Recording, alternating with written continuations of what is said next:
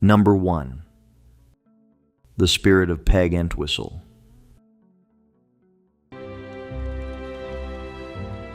Hollywood, 1932.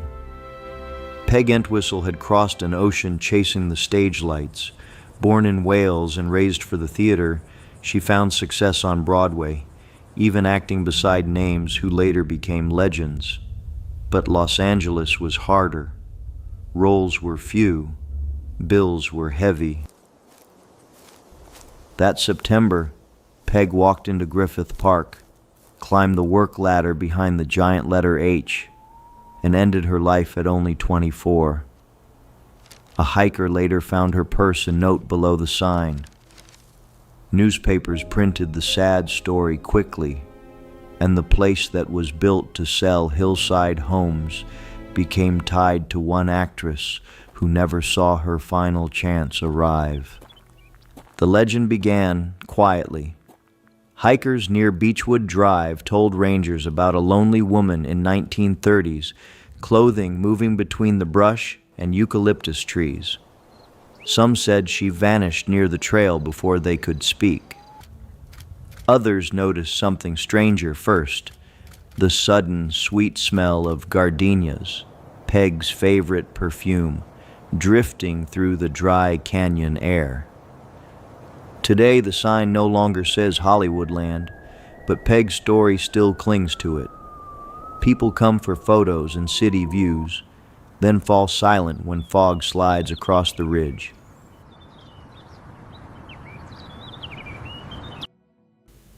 Number 2. The Lizard People's Subterranean City. Downtown Los Angeles, 1934. While the Great Depression still pressed on the city, mining engineer G. Warren Shufelt arrived with a claim that sounded like it belonged in a movie serial. He said his homemade radio X-ray device had found a hidden world beneath Fort Moore Hill. Long tunnels, sealed rooms, and the remains of a people older than history. Shufelt told newspapers the underground city was built about 5,000 years earlier by advanced lizard people who survived a great disaster by living below the earth. He even claimed gold tablets were buried there, holding the story of their civilization. In a city hungry for wonder and treasure, the tale spread so fast from offices to cafes to street corners. The oddest part is that officials allowed an excavation. Workers drilled down near downtown, hoping the machine had pointed to something real. Instead, the dig found no golden records, no ancient chambers, and no hidden city. By normal standards, the story should have ended there, but Los Angeles has always been good at keeping strange ideas alive. Today, the tunnels remain only in rumor, buried under streets, traffic, and office towers. The legend survives because it feels like classic Southern California: invention, ambition, old myths, and a dream sold before it was proven. Somewhere under downtown, people still imagine a locked door in the bedrock, waiting for the city above to remember it. Number 3. Marilyn Monroe's Mirror. Hollywood, late 1940s. Before Marilyn Monroe became a face known around the world, she was still Norma Jean, building a career one photograph, screen test, and small role at a time. The Hollywood Roosevelt Hotel stood close to the center of that dream. Its poolside cabanas offered privacy, glamour, and a front-row seat to the new life she wanted.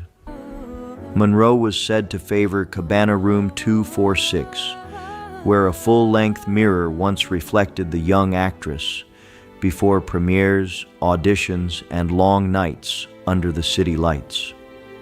The Roosevelt had opened in 1927 and hosted stars from Hollywood's golden age, so stories already clung to its walls. After Monroe's death in 1962, one object drew the most attention. Guests and workers began telling of a blonde woman's reflection appearing in that mirror when no one stood before it. Some saw only a flash of hair or the shape of a white dress. Others felt the room grow still, as if the hotel had paused to remember her. The mirror was later moved to the lobby, where curious visitors watched it with careful eyes. Eventually, the famous mirror was placed away from public display, but the legend did not leave with it. The Roosevelt still feels tied to young ambition, old cameras, and fame that arrived at a cost. Number 4. The Elizabeth Lake Monster. Elizabeth Lake, northern Los Angeles County. The water sits near the San Andreas Fault, where earthquakes helped shape the basin into a natural sag pond. Long before highways and suburbs reached the Antelope Valley, the lake carried a darker name in local lore, Laguna del Diablo. To early travelers, its still surface looked deep enough to hide almost anything. By the 1830s, ranchers and settlers were trading stories about a creature they called Elsie. Some described it as a huge water dragon, as large as a whale, with bat-like wings, webbed feet, and a strange gurgling cry. Others said it was not evil at all, but a guardian of the valley, watching over the lake and warning away anyone who came with bad intentions. The story fit the place. Elizabeth Lake could appear calm in the morning, then turn lonely under wind and dust by afternoon. Cattle trails, fault lines, and empty hills gave people room to imagine more than water. When animals vanished or odd sounds carried across the reeds, the old tale gained another breath, and Elsie grew from rumor into a local name. In 1954, the lakebed dried enough to expose bare earth, and no monster bones appeared. Still, the legend refused to sink. Number 5. Thomas Ince's Catwalk Phantom. Culver City, 1918. Thomas Ince opened a studio lot that looked less like a factory and more like a southern mansion.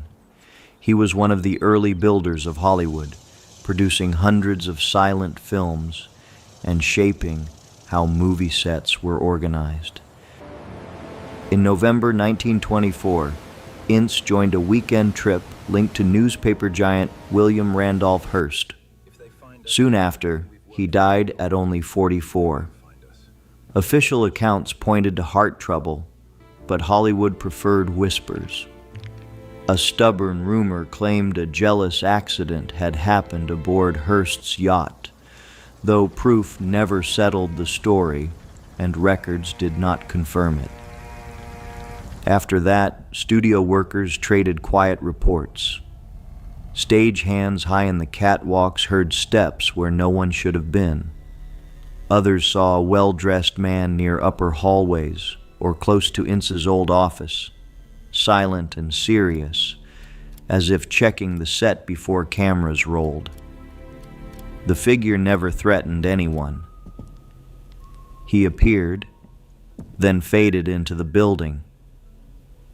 That is why the Catwalk Phantom feels so tied to Hollywood. It is not a monster tale, but a studio memory with polished shoes, empty corridors, and lights left burning after midnight. Culver Studios held many famous productions, yet Ince's name stayed in the walls. When footsteps echo above an empty stages, the past seems to walk one more round.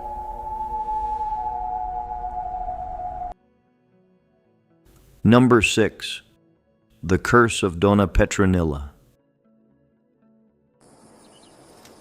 Griffith Park, 1863.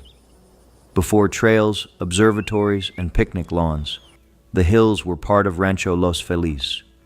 When Don Antonio Feliz died, the old rancho passed away from the family line, and legend says his young niece, Donna Petronilla, felt robbed of the land she believed was hers. In grief and anger, she placed a curse on it. Her anger turned a private family loss into a public city legend. The curse was simple and sharp. No owner would truly profit, and misfortune would follow anyone who took the rancho. As the years passed, fires, drought, failed ranching plans, court fights, and violent deaths were all folded into the story. By the time Griffith J. Griffith gave much of the land to Los Angeles in 1896, the curse already had roots. Later, rangers and visitors began speaking of a woman in white near the old Paco Feliz adobe and the quiet lanes around Crystal Springs. Some said she watched from windows during storms. Others claimed she rode a pale horse through the trees, appearing just long enough to make the dark park feel older than the city around it. Maybe the curse is only a way to remember who lost the land before Los Angeles claimed it. But at dusk, when Griffith Park turns gold and the canyons fall silent, the legend feels less like a campfire tale.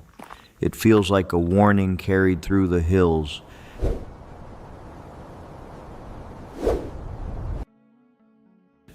Number 7. The Phantom Ballroom. Downtown Los Angeles, 1906. The Alexandria Hotel opened when the city was still trying to prove it could be grand. Its marble halls, palm court, and ballrooms welcomed politicians, travelers, and silent film stars. For a time, the Alexandria was the place where Los Angeles dressed in its finest clothes and imagined itself as a world capital. The hotel's best years glittered with music, dinner jackets, and famous faces. Charlie Chaplin and other screen names were linked to its social life, and the ballrooms filled with people who wanted to be seen. Then newer hotels rose, the city changed, and parts of the Alexandria grew quiet. Some doors shut, and the old luxury began to feel sealed away. Silence gave the legend room to grow there. That silence gave birth to the Phantom Ballroom. Staff and visitors told of soft music drifting from empty rooms, like an orchestra warming up behind locked doors. The most famous figure is a bride in an old gown moving gently across the ballroom floor. She does not scream or chase. She simply walks as if the dance never ended. Today, the Alexandria still stands in the historic core, carrying both beauty and wear. Its legend is not about terror as much as memory. When the hallway air feels cool, and a faint melody seems to rise from nowhere, the hotel appears to wake for one last dance, and the bride keeps crossing the floor, waiting for a partner who never returns. Number 8. The Colorado Street Bridge Spirit. Pasadena, 1913.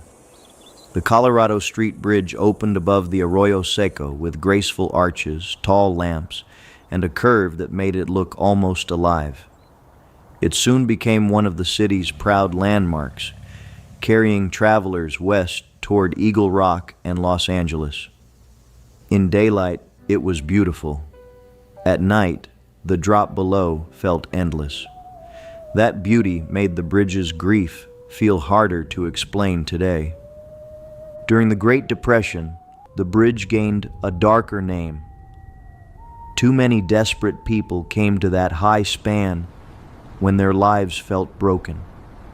One heartbreaking story from 1937 tells of a mother who fell from the bridge with her young child.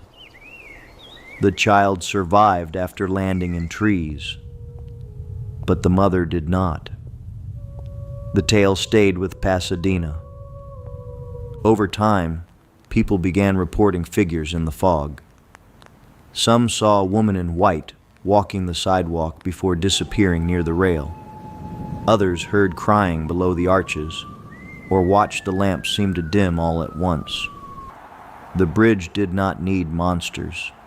Its real history already made every footstep feel careful after sunset. Number 9. The Silent Movie Theater Phantom. Fairfax Avenue, 1942. John and Dorothy Hampton opened a small theater for silent films long after the world had moved on to talking pictures. To many people, those old reels seemed outdated. To Hampton, they were treasures. He collected, restored, and screened them for audiences during the difficult years of World War II, keeping forgotten faces alive. The work came with danger. Early nitrate film was fragile and could burn, and Hampton used strong chemicals to tint and preserve rare prints. For years he worked around fumes in the projection room, saving movies that might have vanished forever. After his death, people said his devotion had soaked into the walls like light from a projector. The reel turns on. Later, the theater's history turned darker. In 1997, owner Lawrence Austin was killed in the lobby, a real crime that added a heavy chapter to the building. Visitors and workers then spoke of footsteps, flickering lights, warm drafts, and a friendly presence near the screen. Some even whispered that Douglas Fairbanks enjoyed returning for the old shows. The silent movie theater legend in Los Angeles feels different because it is built on love for a lost art. In an empty auditorium, a chair creaks, the screen glows, and the past seems ready to move again without a single spoken word. If Hampton still walks there, he is not haunting the theater in anger. He is watching the films he refused to let disappear. Number 10. The Old Zoo Growls. Griffith Park, 1912. The city opened a zoo in the hills with only a small collection of animals and big hopes for the future. It stood on land already wrapped in stories of curses and strange luck. Families came to see bears, lions, and other animals in stone and iron enclosures, while the growing city spread below the ridges. By the 1930s, new cages and grottos were added, but the old zoo was never truly modern. The stone dens looked dramatic, yet they were cramped by today's standards. As Los Angeles grew, people wanted better conditions and larger habitats. In August 1966, the Griffith Park Zoo closed, and the new Los Angeles Zoo opened nearby months later. The abandoned cages did not vanish. They became ruins for hikers, picnickers, and curious kids who climbed through old tunnels and stared into dark animal rooms. That is where the growls enter the legend. Visitors say they have heard deep sounds echoing from empty dens, like lions or bears still pacing behind walls that no longer hold them. The ruins made the animal past impossible to ignore near dusk. Maybe the noises are wind moving through stone, dogs barking far away, or imagination reacting to a place built for captivity. Number 11. The Lady in White.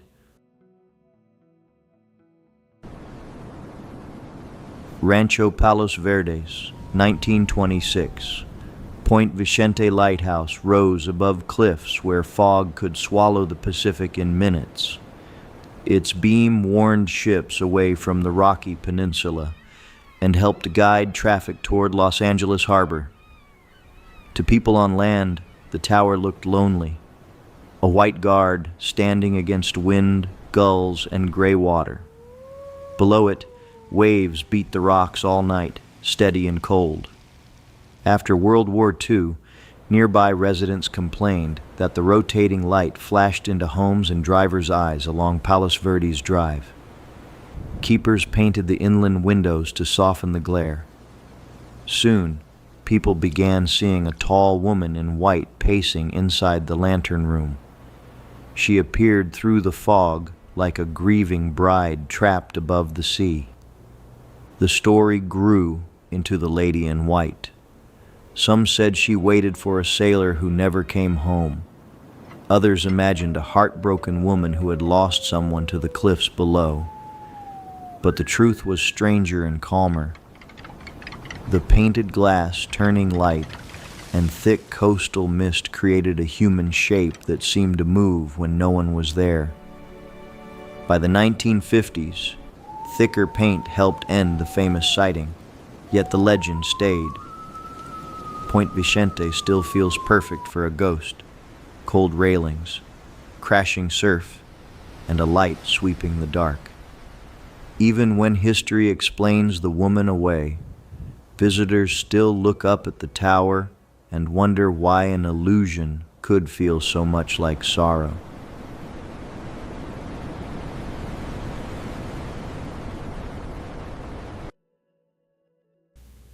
Number 12. The Portals of Devil's Gate Dam. Pasadena, 1920. Devil's Gate Dam was built where the Arroyo Seco narrows between steep, rocky walls. Long before the concrete flood control structure arrived, people noticed a natural rock face that looked like the side profile of a horned devil. It gave the canyon a name that sounded like a warning. Even in daylight, the gorge could feel shut away from ordinary Los Angeles. The dam had an ordinary purpose: hold back dangerous floods rushing down from the San Gabriel Mountains.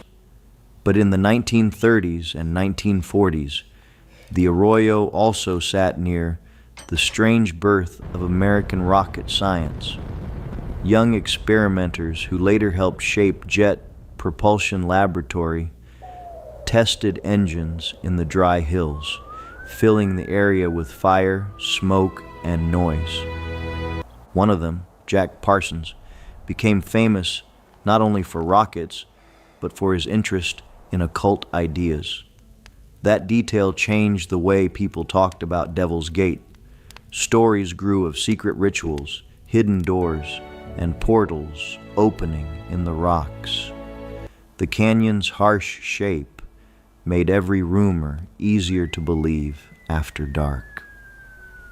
Today, Devil's Gate is part engineering landmark, part urban legend. Hikers hear water, traffic, and wind, yet the name still pulls the imagination towards something older. Maybe the portal was never real. Maybe it was built from stone, science, and fear. But when shadows gather under the dam, Pasadena's strangest doorway still feels half open. Number 13. The Union Soldiers.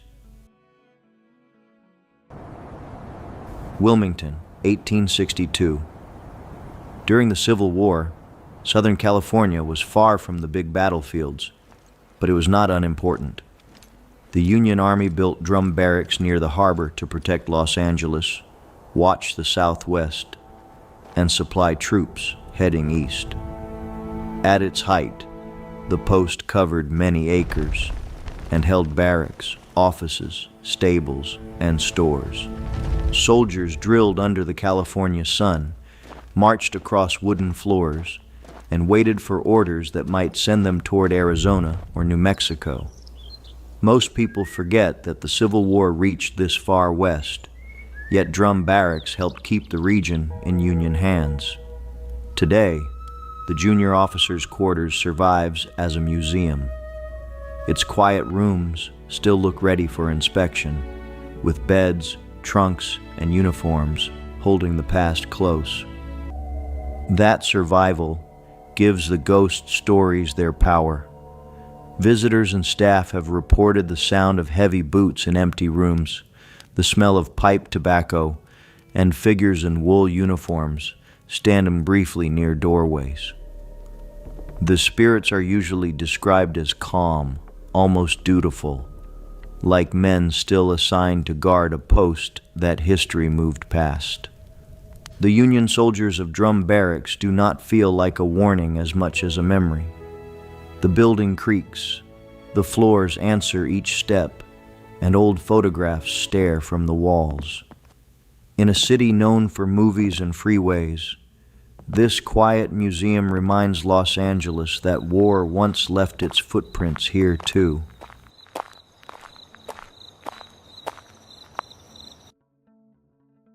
Number 14. The Haunted Picnic Table, 29. Griffith Park, 1976, according to the tale. A young couple sat at a lonely picnic table the day before Halloween when a storm pushed through the hills. A heavy tree branch came crashing down, pinning the table beneath it. The story says both died there, and that workers later refused to move the wreckage after cold spots, whispers, and bad luck followed. For years, the broken table and fallen wood became a creepy stop for hikers who wanted something stranger than a normal trail. People claimed the air felt icy around it, even on warm days. Some said voices murmured near the ground, as if the couple's last quiet moment had soaked into the wood and dirt. Leaves moved, but no one spoke, and the trail suddenly felt far from the city. But this legend has an unusual twist. Researchers and local writers have traced much of the story to a 2006 Halloween article by Will Campbell, written like a spooky newspaper tale. The deaths named in the story do not appear as solid historical records.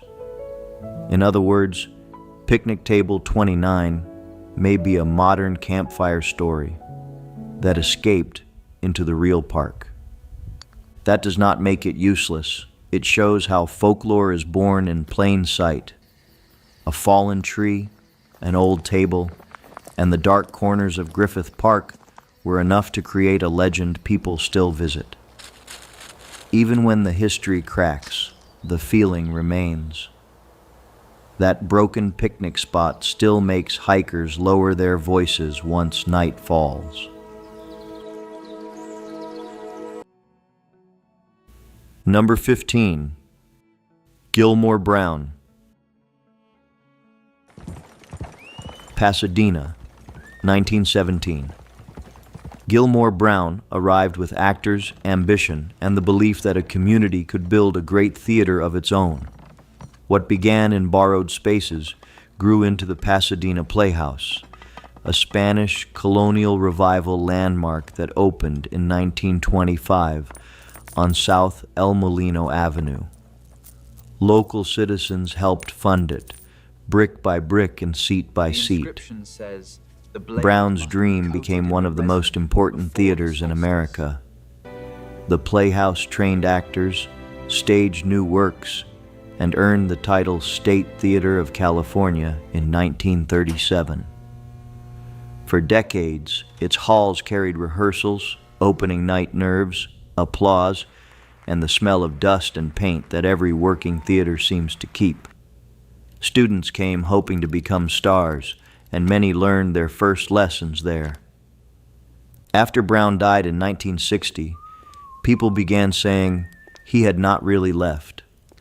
Crew members reported footsteps in quiet offices, lights changing after hours, and a presence near the balcony where he could watch the stage. His ghost was never described as cruel. He seemed more like a founder, checking that the show was still worthy of the building. Some ghosts are tied to tragedy, but his feels tied to purpose. When the theater sits dark and a single light glows on stage, it is easy to imagine him in the back row, listening for lines, waiting for actors, and keeping watch over the dream Pasadena built with him.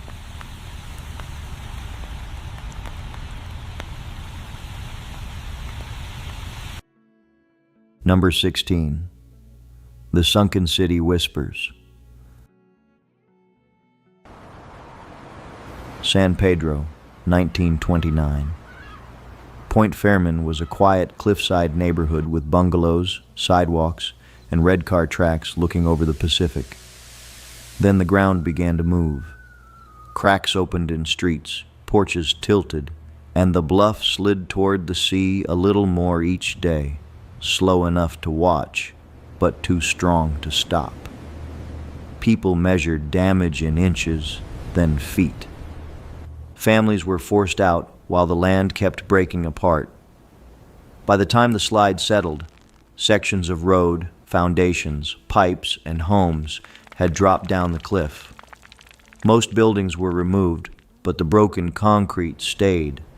People later called it Sunken City, even though it was really a neighborhood pulled apart by earth and gravity. The whispers came after the ruins became a forbidden landmark. Local stories say that on calm nights, faint jazz, laughter, and party voices drift from the cracked slabs below Point Fairman Park. Some imagine the sounds of 1920s residents enjoying one last evening before their streets slipped away. Others hear only wind moving through broken slabs.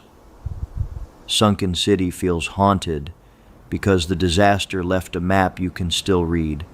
Curbs lead nowhere. Steps end in weeds. The ocean keeps working below, patient and loud.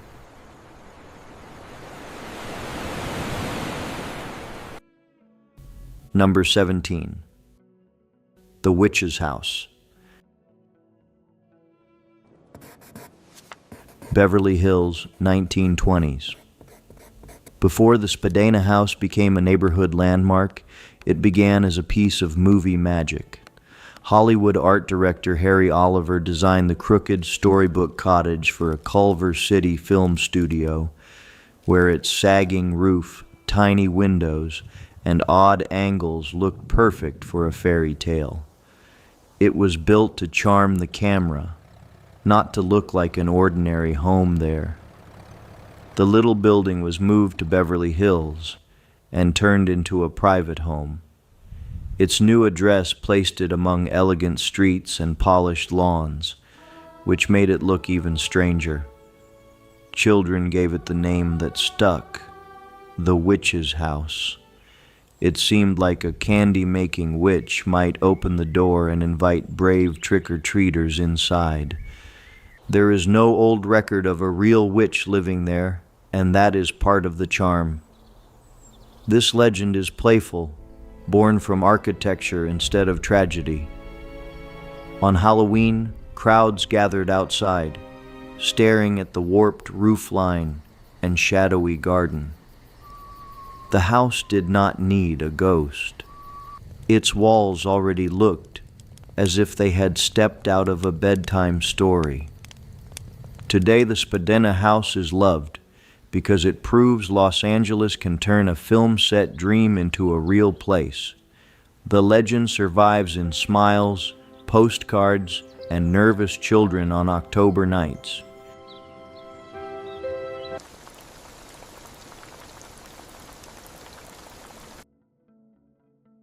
Number 18. The Lady in Black. Hollywood, 1926.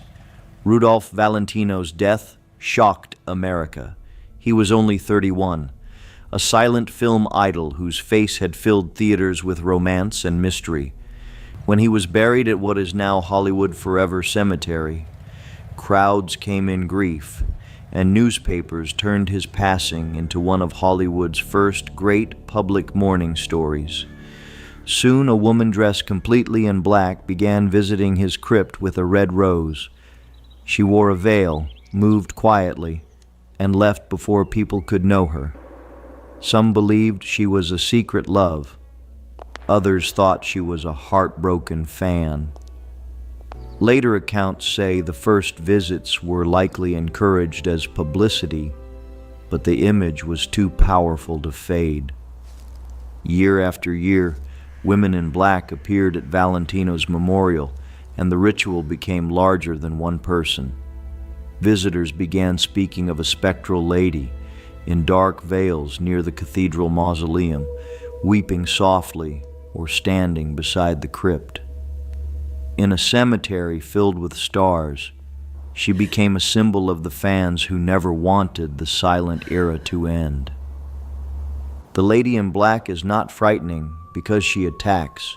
She haunts through devotion. One rose, one veil, one yearly walk through stone corridors turned a publicity trick into a lasting legend.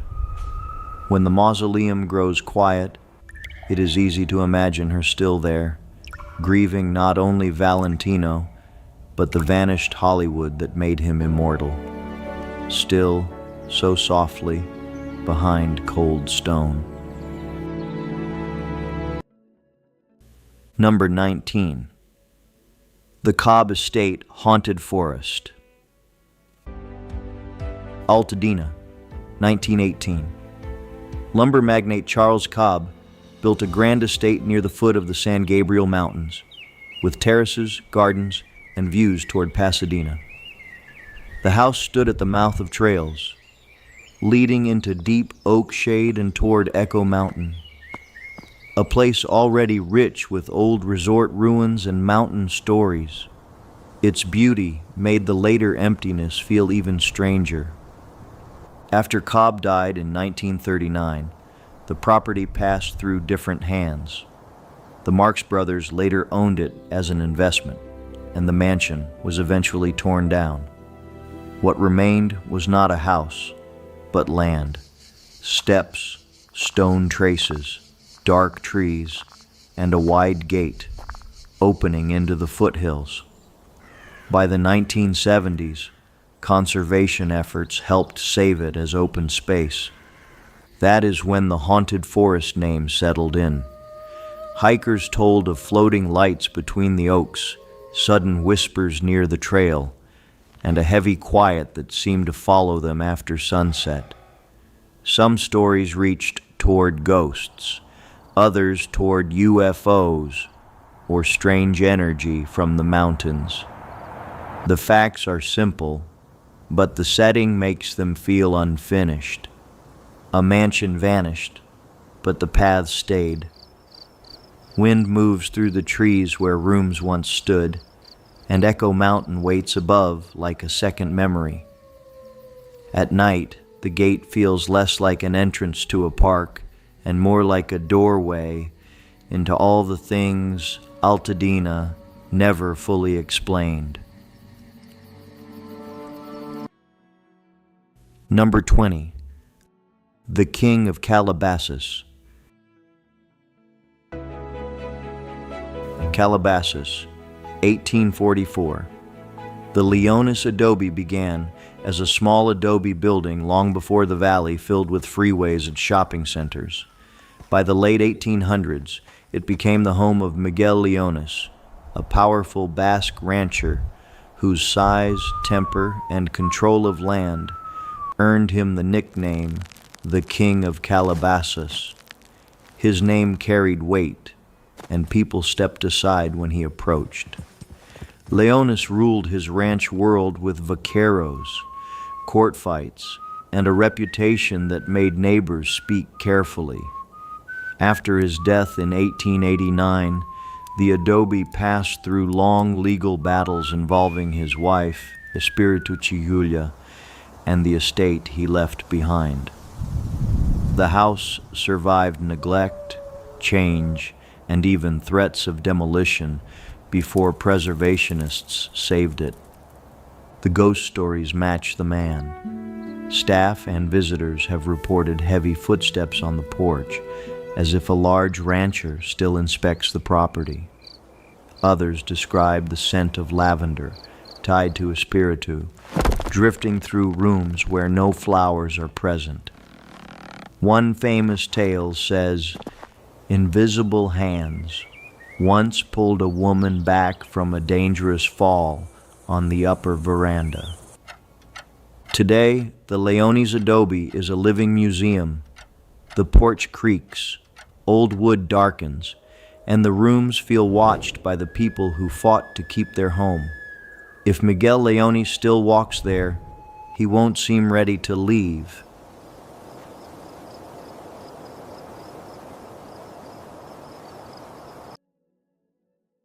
Number 21. Jackie of the Queen Mary. Long Beach, 1967. The Queen Mary arrived after crossing the Atlantic for more than 30 years as one of the world's great ocean liners. Built in Scotland and launched in the 1930s, she carried celebrities, immigrants, and wartime troops before retiring to California. Her engines went quiet, but the ship did not feel empty behind her walls for long. Among the most famous stories is Jackie, a young girl's spirit said to linger near the old second-class pool. Tour guides describe laughter bouncing off tile, the sound of splashing water, and a small voice answering from a room where no child should be. The pool itself is closed and still, which makes every little echo feel larger below decks after dark. Records have not proved that a child named Jackie died there, and that matters. The Queen Mary is full of real history without needing every rumor to be fact. Still, old ships create their own weather inside. Metal groans, doors shift, and empty corridors stretch like streets. In that world, a little laugh can stop a group in place and make them listen. A ship that once crossed oceans now sits tied to shore, holding stories from every deck. Number 22. The Pantages, theater singer. Hollywood Boulevard, 1930. The Pantages Theater opened in a blaze of Art Deco gold, marble, and bright lights. It was the last great theater built by Alexander Pantages, and it soon became one of old Hollywood's grandest movie palaces at Hollywood and Vine. Crowds entered under the marquee believing the whole city was becoming a stage for big dreams. From 1950 to 1960, the Pantages hosted the Academy Awards, including the first televised Oscar ceremony in 1953. But its ghost story reaches back to 1932, when theater lore says a young woman died in the mezzanine during a show as Hollywood chased sound. Later storytellers called her an aspiring singer who never got her chance to perform before a full house. Employees began speaking of a female voice warming up in the empty theater. Sometimes it seemed to come from the mezzanine. Sometimes it drifted across the stage after the audience had gone home. The story is hard to prove, but it fits a building made for dreams, applause, and performers waiting in the dark with hope, nerves, and a wish to be noticed. Today the Pantages is alive with touring shows, yet its quiet hours carry another kind of music. When the seats are empty and the painted ceiling glows softly, one can imagine a voice rising from the balcony, clear and patient. The singer does not ask for fear. She asks only for the song she never finished and for someone below to hear after midnight. Number 23. The Comedy Store Basement Shadows. Sunset Strip, 1940s. Before comedians filled the room with laughter, the old building that became the Comedy Store was Kiro's, one of Hollywood's most fashionable nightclubs. Movie stars, gossip columnists, and powerful guests passed through its doors. The lights were bright upstairs, but the stories about the basement grew darker with every decade. Cyros was tied in local rumor to gambling, mob figures, and backroom business. By the 1970s, Mitzi Shore helped turn the building into a home for stand-up comedy, where young performers chased laughs instead of movie fame. Still, workers said the old club never fully left. Some basements remember what the main room tries to forget between the jokes. Late at night, employees reported shadowy men in double-breasted suits, sudden cold spots, and the feeling of being watched from corners near the lower rooms. Some stories call them mob ghosts. Others say they are just old fears wearing 1940s clothes. Either way, the darkness below the stage became part of the club's legend, especially after midnight. The Comedy Store is a place built on timing, a pause, a breath, a laugh arriving at the perfect second.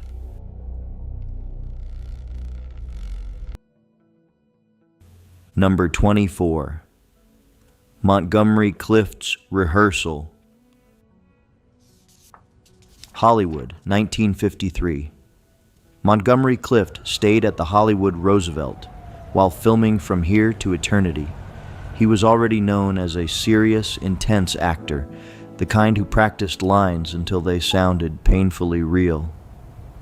Room 928 became part of his working life. High above Hollywood Boulevard and the theater lights below, where fame always looked close.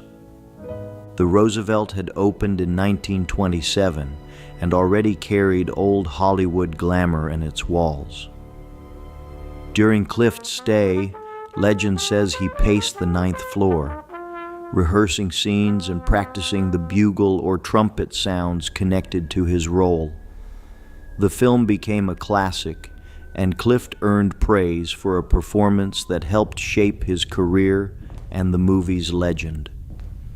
Years later, guests on the 9th floor began reporting odd sounds, footsteps pacing outside empty rooms, a brass instrument playing faintly, and a presence that seemed nervous rather than threatening. Some accounts say radios turned on or room temperatures changed, as if an unseen actor was still trying to get the scene right before sunrise. Again. Montgomery Clift's ghost story feels like old Hollywood pressure made audible.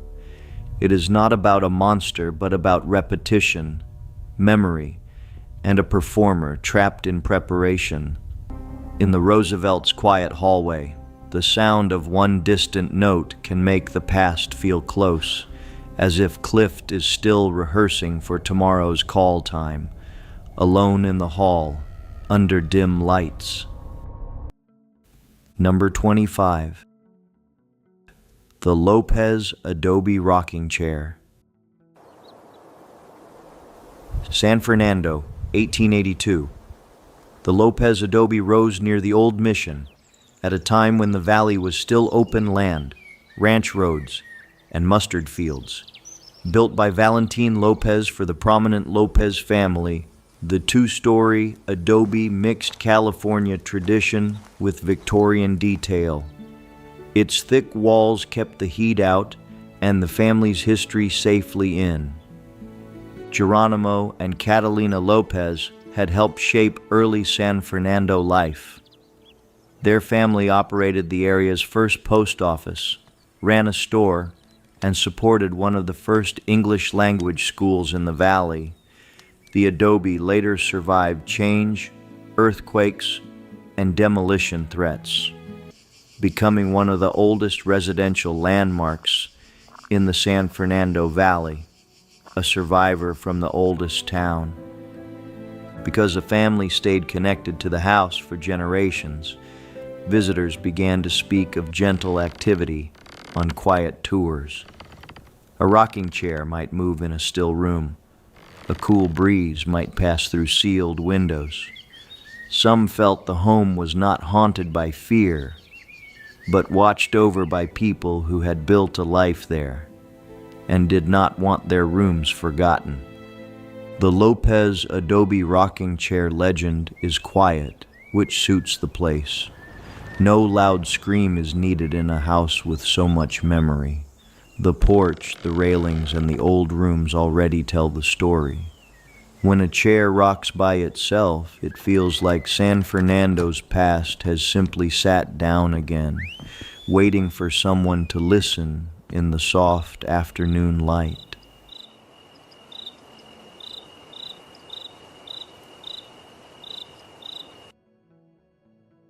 Number 26. The Venice Beach Canals, Ghost Gondola. Venice, 1905. Abbot Kinney opened his dream called Venice of America, a seaside resort with arched buildings, a pier, and canals cut through the old marshland. He wanted Southern California to feel a little like Italy, with boats gliding past homes and visitors crossing bridges under the beach sun, while music and salt air pulled crowds from Los Angeles. For a while, the plan worked. Gondolas carried guests through the waterways, and the neighborhood became a strange mix of amusement park, real estate dream, and coastal fantasy. Later, many canals were filled for roads as cars replaced boats. Only a smaller set survived, quiet and narrow, with reflections of palms and houses trembling at night. That is where the ghost gondola enters local lore. People imagine, and some claim to see, a glowing boat sliding under moonlight without the sound of an oar. At its stern stands a phantom gondolier, steering slowly toward the open water before vanishing near the dark edge of the shore. The tale feels made from the old Venice that cars nearly buried. Maybe it is only mist, porch lights, or a memory of Kinney's vanished resort. Number 27. The Biltmore Hotel's Lady in Black. Downtown Los Angeles, January 1947. Elizabeth Short was 22, a young woman from Massachusetts trying to find her place in Southern California. She became known to the world as the Black Dahlia only after her death. Before that, she was a real person moving between rooms, phone calls, and uncertain plans in a city that could be cold to dreamers. On January 9th, she was dropped at the Biltmore Hotel, a grand downtown landmark with marble halls and a famous lobby. Some accounts say she used the telephones there and waited to meet her sister. The case's last hours remain disputed now. 6 days later, her body was found in Leimert Park, and Los Angeles was thrown into one of its most famous, unsolved murder cases. Because the Biltmore was one of the last places tied to her final known movements, the ghost story followed. Guests and staff have spoken of an elegant woman in a 1940s black dress crossing the lobby or stepping into an elevator. When the doors open again, she is gone. The sighting is quiet, but it carries the weight of a mystery never answered. Number 28. Bessie Hale of Hale House. Montecito Heights, 1887. The Hale House began as one of Los Angeles's most colorful Victorian homes, built during a time when the city was spreading north with big hopes and fancy architecture. Its Queen Anne details, tower, bright trim, and carved wood made it look almost too decorated to be real, like a wedding cake turned into a house. In 1901, James Hale and his wife Bessie moved in, and the home became tied to her name. Bessie lived a long life and kept the house through change, loss, and a city growing around it. After her death in 1966, the building faced demolition. Preservationists saved it, and in 1970, it was moved to Heritage Square Museum. In that way, the house became a monument to survival, too. That rescue helped create the ghost story. Guides and visitors have reported seeing a woman near the second-story windows or on the porch, as if she is still checking the grounds. Some say a rocking chair moves gently when no one sits there. The spirit is usually called Bessie Hale, more protective than frightening, like a homeowner watching strangers tour her rooms.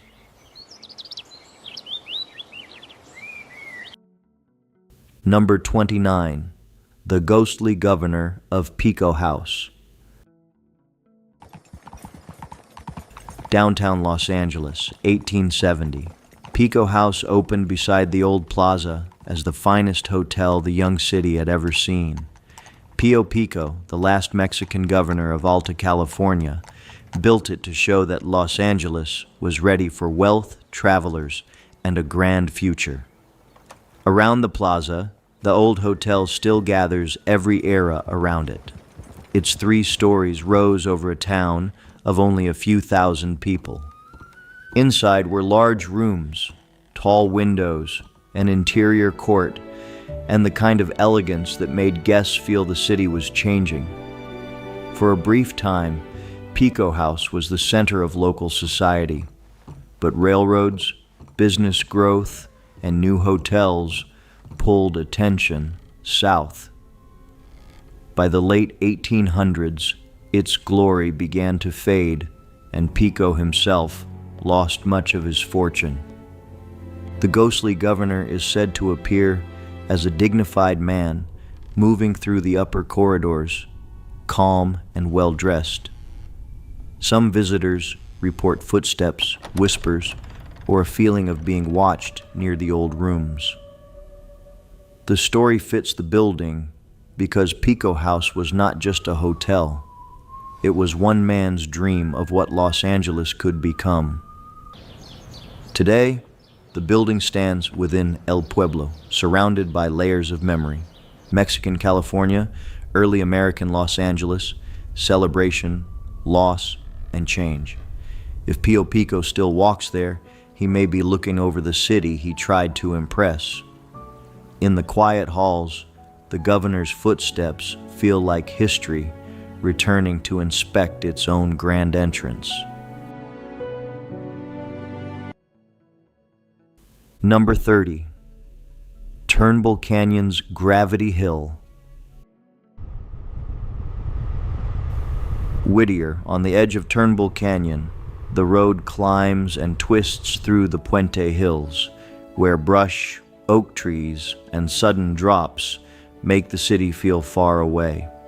For decades, local drivers have treated parts of the canyon like a test of nerve. It is scenic in daylight, but after dark, the curves can make every headlight look lost. The most famous tale is Gravity Hill.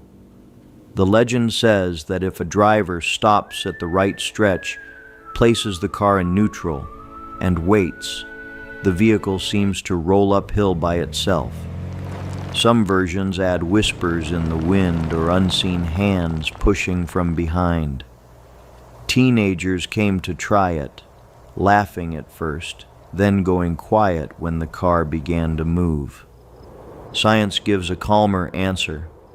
Gravity hills happen when the surrounding land hides the true horizon and tricks the eye.